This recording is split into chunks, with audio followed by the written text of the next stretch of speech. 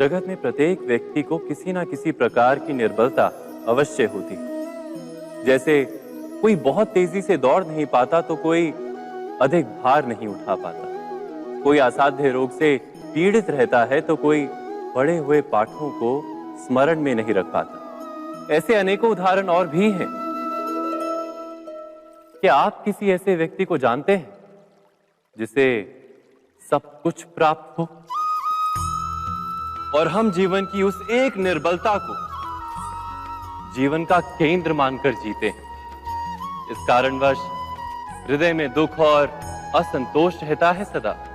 निर्बलता मनुष्य को जन्म से अथवा संजोग से प्राप्त होती है, किंतु उस निर्बलता को मनुष्य का मन अपनी मर्यादा बना लेता है।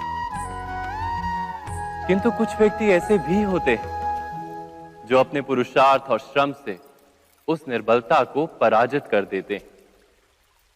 क्या भेद है उनमें और अन्य लोगों में? क्या आपने कभी विचार किया है? सरल सा उत्तर है इसका। जो व्यक्ति निर्बलता से पराजित नहीं होता, जो पुरुषार्थ करने का साहस रखता है हृदय में, वो निर्बलता को पार कर जाता है। अर्थात निर्बलता अवश्य ईश्वर देता है, किंतु मर्यादा मनुष्य का मन ही निर्मित करता है। स्वयं विचार कीजिए।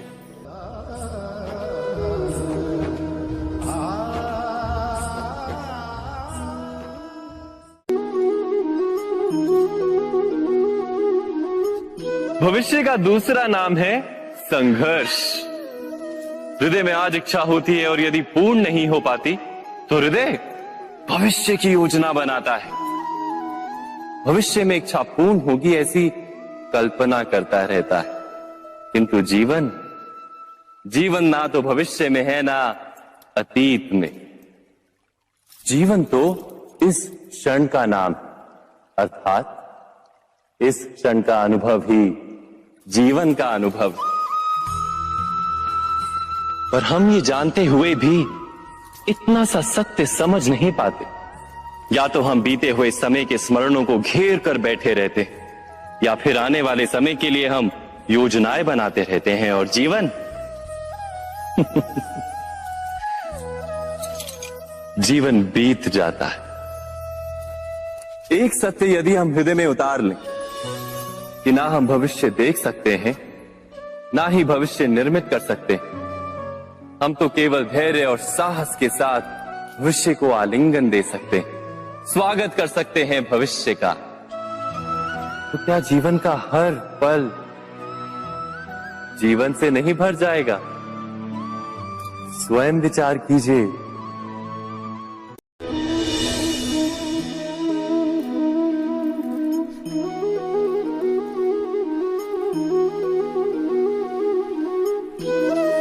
ज्ञान प्राप्ति सदा ही समर्पण से होती है, ये हम सब जानते हैं। किंतु समर्पण का वास्तविक महत्व क्या है? क्या हमने कभी विचार किया?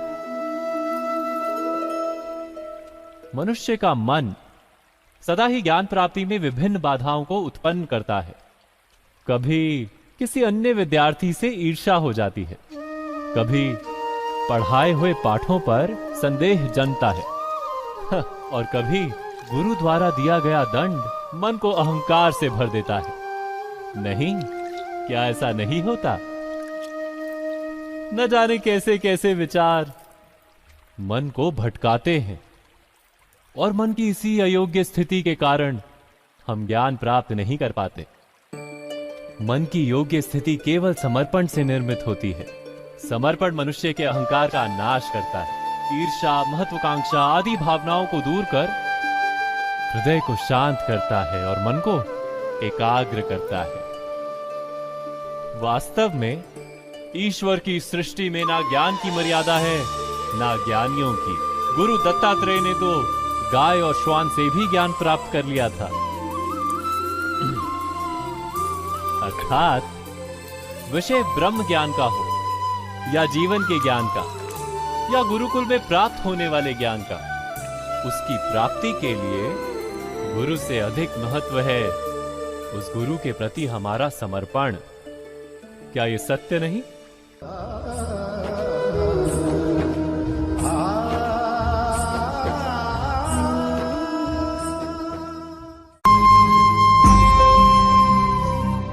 प्रत्येक मनुष्य के जीवन में ऐसा क्षण अवश्य आता है जब सारे स्वप्न, सारी आशाएं, सारे दृश्य ध्वस्त हो जाते हैं। जीवन के सारे आयोजन ही बिखर जाते हैं। एक और धर्म होता है और दूसरी ओर सुख। इसी को धर्म संकट कहते हैं। जब धर्म का वहन ही संकट हो और धर्म का त्याग ही सुख हो।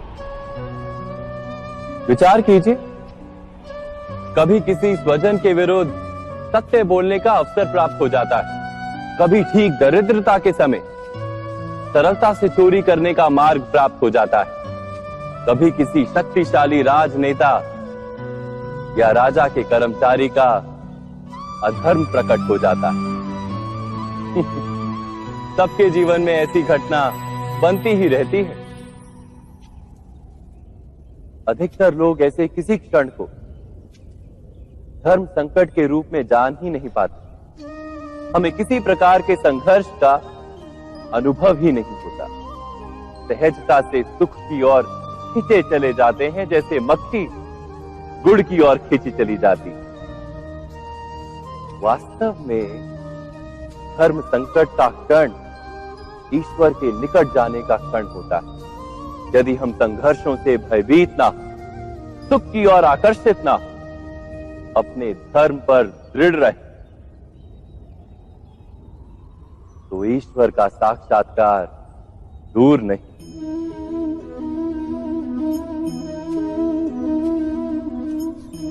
पवन से युद्ध करने वाला पत्ता यदि पेड़ से गिरता है तो भी आकाश की ओर उठता है।